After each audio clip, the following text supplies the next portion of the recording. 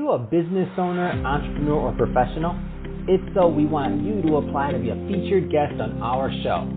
My name is Adam Torres, and I host the Mission Matters series of podcasts.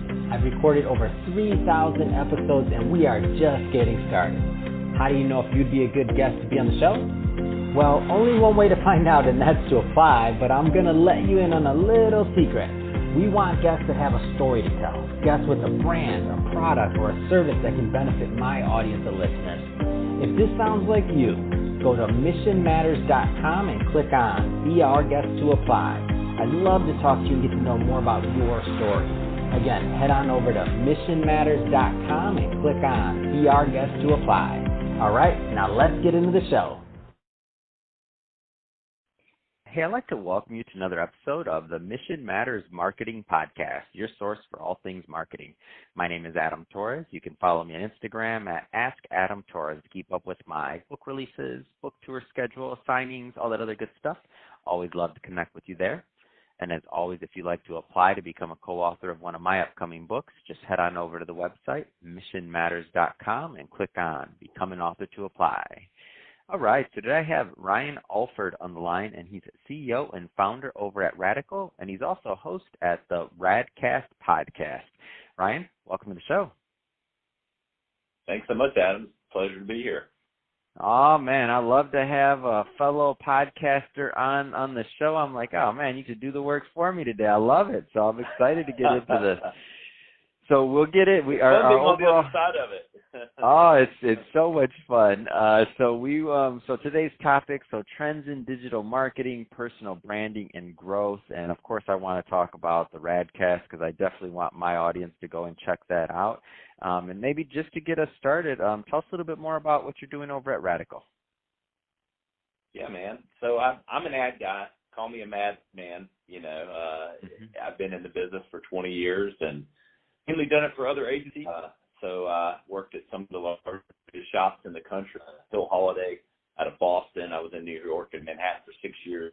Did the Madison Avenue tour and have worked on some of the wins in the world, Verizon Wireless, the NFL, Samsung, Apple, Firehouse Subs, Bojangles. They run the gamut, the who's who of brands, and cut my teeth at an agency here in South Coast, New York. Opened their New York office, was there for about 5 years, and then started Radical about 3 years ago. Decided to venture off. I had made connections, learned it. It was no longer fake it till you make it. It was just time to make it. And so started Radical. We're a full-service digital agency in upstate South Carolina in Greenville. We've got clients nationwide, and we're full service. I like to say we blend the art and the science. I think a lot of digital marketing these days got caught up in the sauce of data. And we're certainly data-driven and certainly driven by the tactics of digital, but we blend, and my creative director and I have a creative and branding background that we feel like blends that art and the science. And we're one of the fastest-growing agencies in the Southeast, so we've been blessed in 3 years and just rocking and rolling every day.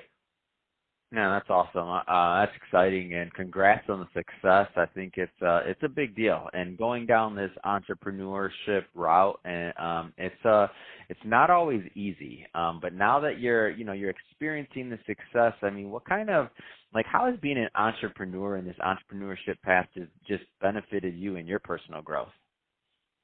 Yeah, man, it's been fun. The Alfords, I like to say, are an entrepreneurial group. We've had my dad was an entrepreneur, my mom was an entrepreneur. They had a lot of side hustles when I grew up, and it benefited me in a lot of ways. Better leaders, maybe more accountable.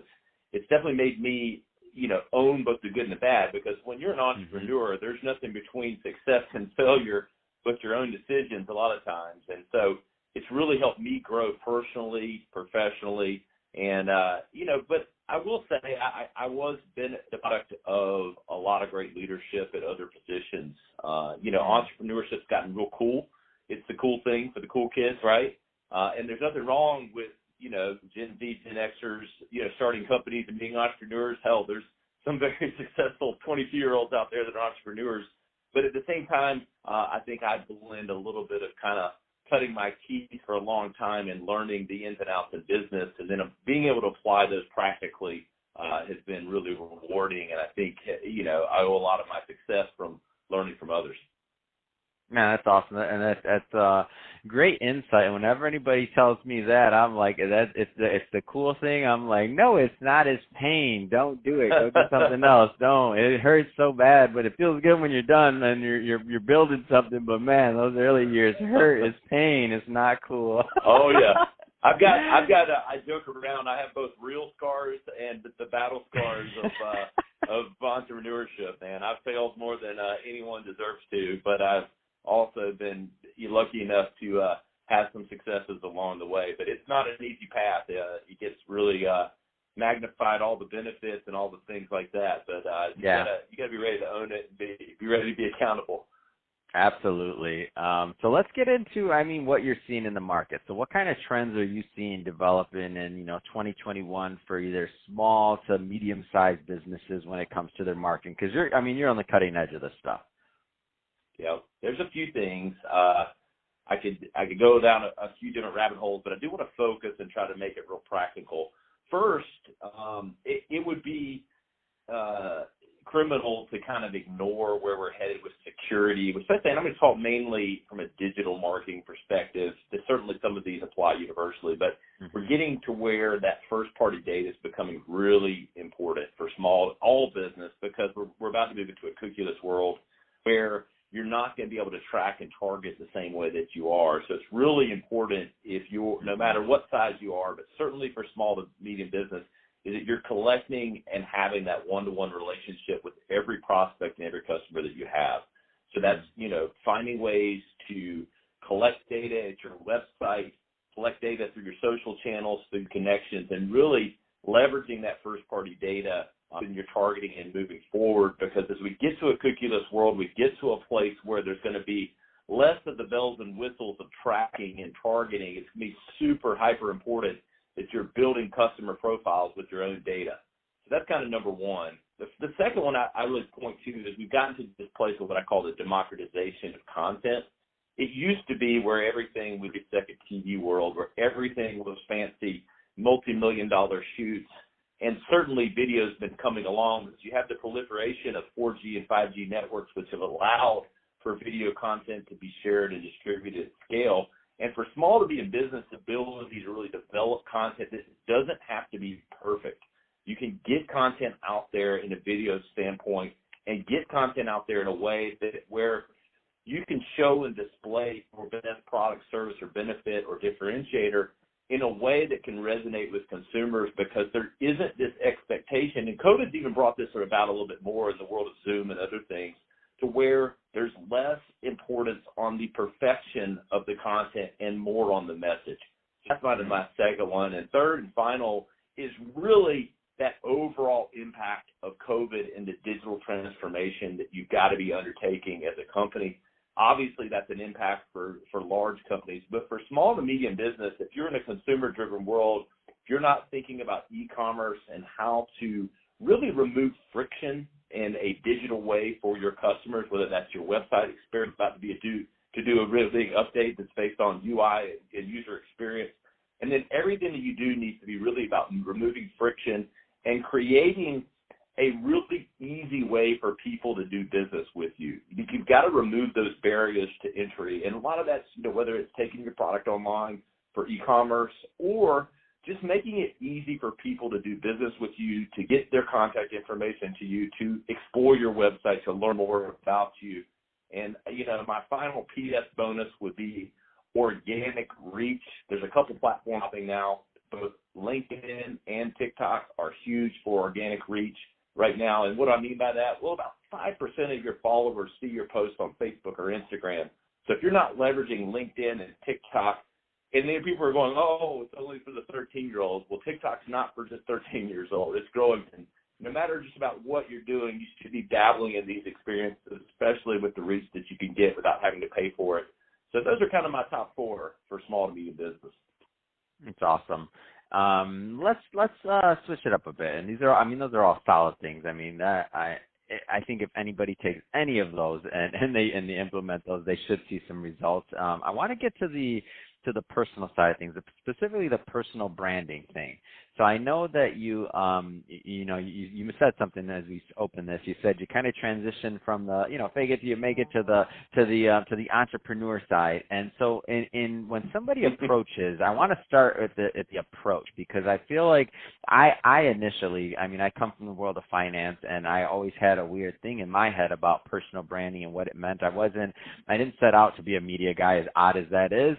And that's what I do now. But I was a finance guy for almost 14 years. So when you talk about marketing, ads, media, anything like that, I had no interest in any of it. And then I kind of saw how even a traditional, like, I would argue pretty, once upon a time, vanilla industry, like being a financial advisor, where personal branding or things like that didn't really matter. And it was almost like anti-personal branding. Like, why would I do that? Why would I write a book? Why would I have a podcast? Like, no way. There's only a couple guys that do that. And like, that's not my market, And then I started going down that, because I saw that whether I liked it or wanted to do it, which, by the way, now I love it, but, and it's my business now, but, whether I wanted to or not, the world had moved. The world had changed. Me sitting behind a big, nice oak desk in a nice office didn't mean that I was going to get the client. If they Googled me and I wasn't out there and somebody else was, guess who? I Google people, so why wouldn't I think to see if I'm going to work with them? So why wouldn't I think that other people were Googling me to work with me? Like, I was being ridiculous. Again, I'm picking on myself here. So that being said, I wanted to tee that up for you. Tell me about personal branding and its importance. Well, I'm going to use myself as an example. I've been on social media for a long time. I've been on Instagram for 12 years. However long it's existed, I think I was month 3. I secured on Instagram. I think it was 2008 or 2009. The years run together. But that's amazing. I posted right at 2,000 times over those times. In the last 5 years, I've certainly been more active than I was the first 6.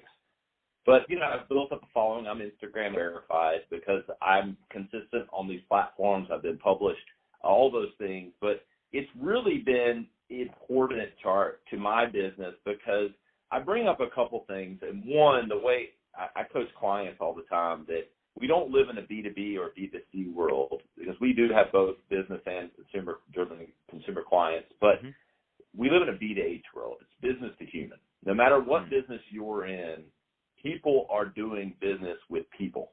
And your ability to be transparent, authentic, and to start the relationship with your customer before you even talk to them starts with building your personal brand. If they can come to your social media channels and learn about you personally and professionally, if they can read your book, if they can do anything that kind of gets yourself out there, out of your head and into the world, is a way to start a dialogue and a relationship before you even start. And so if people, like you said, I couldn't have said it any better. We used to live behind desks, behind walls, and not be out there and just say, well, that's not how I am. I'm not that kind of person. Well, let me tell you, 1% of those people can survive today. If you either have a really differentiated product, or you were, given $5 million like Donald Trump was by his dad, or whatever it was, his first company, then maybe you could make it. But all the rest of us, need to be leveraging and sharing our personal brand and getting perspective. People want to do business with people. They want authenticity and transparency. It doesn't mean you have to give every single bit of your personal life away. You just need to be showcasing your thought leadership in whatever you do, whether that's insurance, law, media. It doesn't matter. Everybody has a perspective, and there's such an opportunity. It's just a lost opportunity if you aren't leveraging it. Yeah, the way that I look at it too, and I'll just add, I agree with everything you said, but just one layer onto that. If you're not going to do it for yourself, you're going to pay one way or another. You're going to either pay in lack of results, or lack of connection, or lack of, as the world changes a little bit more, as you mentioned, like we're in a cookieless world or things like this, you're either going to pay for it based on lack of results, or you're going to have to pay somebody else who's already put in that sweat equity or that work. So and I don't think that's a bad thing, by the way. So like leveraging other influencers or other personal brands because you don't want to or you choose not to build your own, then you have to now figure out how to leverage other ones. So you pay for it one way or another in terms of physical dollars or time or effort. And, everybody has one of those things, right? So one thing you should be thinking about is how you can just leverage the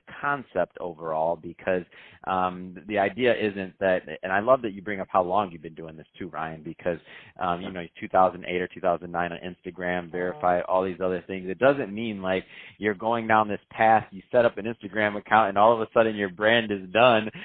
Tell us a little bit more about what that journey looks like, because I like to set a little proper expectation here for people, like, because you go down this path, like it's a journey, just like you're building your business. It is, and it takes time, the inconsistency. Like, still, I post 3 to 4 times a day on Instagram, a couple times a day to LinkedIn, and I'm consistent with it. And I do have a team now that helps with some of that, but I'm still answering the comments, the DMs. I mean, I get, 40 to 60 probably DMs a week, if not more, depending on what the topics are. So I respond to each and every one. Some of them are junk spam, of course, but the ones that aren't, so I'm receptive to that. Everybody has time. Look, I have 4 kids. I run a business, and I have an active lifestyle. If anybody has the don't have time excuse, it's me. But I see the benefit of what it's done for myself and for my business, and it has, and it's no different than anything else you invest in. But I do think it's funny you brought up the analogy you did, but I think you're taking a risk either way. People say, "Oh, it's risky." I tell people all the time, by not taking risk, you're sometimes risking more. That's awesome. So last point, Ryan. Tell us about the RADCAST, because I want my audience to go and check it out. Absolutely. I appreciate that. We've been really blessed. Back to that personal branding and otherwise, the RADCAST is the kind of living, breathing entity and media of Radical, our agency. It's a marketing and business podcast. We're at about 100 episodes. We're 2.5 years in. We are, I dare say, I think by the data that we can find, one of the fastest growing marketing podcasts in the country. With our growth, we're in the 95th percentile of our audience. It isn't millions, but it's getting to be thousands. And we've been real dedicated. We share a lot of marketing knowledge. I give away my best free advice because I believe execution is everything. And then ultimately, we have some really heavy hitters, some of the biggest and fastest growing companies in the country. We've had the CEOs of Whoop, which is the #1 fitness tracker band. They're now with the PGA Tour, the Army, and others. Will Ahmed, was on. We have Tim Story, who is the personal life coach of Oprah Winfrey, coming on next week. He is the life coach of stars. We've had Austin Hope, fastest growing luxury Cabernet in the world. His Austin Hope Cabernet, who's become a really good friend. He's been on the show a couple times, getting wine perspective. We get this great entrepreneur and business and marketing perspective, and then I kind of layer it on through the lens of marketing, and we've been blessed to grow the audience. And we just launched the newest website, which is theradcast.com, where you can actually search and we've cataloged our entire content base, 130 episodes plus highlights, where you can search for Instagram engagement or entrepreneurship. Any search term will bring up the content that goes with that. So we're really proud of that. That's just launching, and would love and appreciate any of your listeners to give us a try. Fantastic. Well, Ryan, this has been awesome. If somebody's listening to this and they want to follow up to learn more about Radical or to connect with the podcast or you and your team, what's the best way for them to do that? Yeah, man. Thank you. It's radical.company. That's our website. We're not just .com, it's company. Radical.company online. You can follow me on Instagram at Ryan Alford. I'm also on Twitter at JRyanAlford. And just about anywhere Ryan Alford is, you'll find me. RyanAlford.com with all my personal content. But Radical is out there at radical.company. And I already mentioned the radcast.com. And hey, DM me if I can help in any way. I'm here to add value no matter what to your listeners, to you. I like to just be involved and engaged. And so if I can help in any way, I'd love to help any of your listeners. Awesome. Well, Ryan, really appreciate you coming on the show today and sharing more about your background and all the great work that you're doing over at Radical and the RADCAST. And definitely want my audience to go check that out. And to the audience, as always, thank you for tuning in. Hope you got a lot of value out of this. Hope you learned a lot. If you did, don't forget, hit that subscribe button. We definitely want you to come back and be a return listener or a viewer if you're on our YouTube channel. And Ryan, thanks again for coming on the show. It's been a pleasure. My pleasure, Adam. Thanks so much.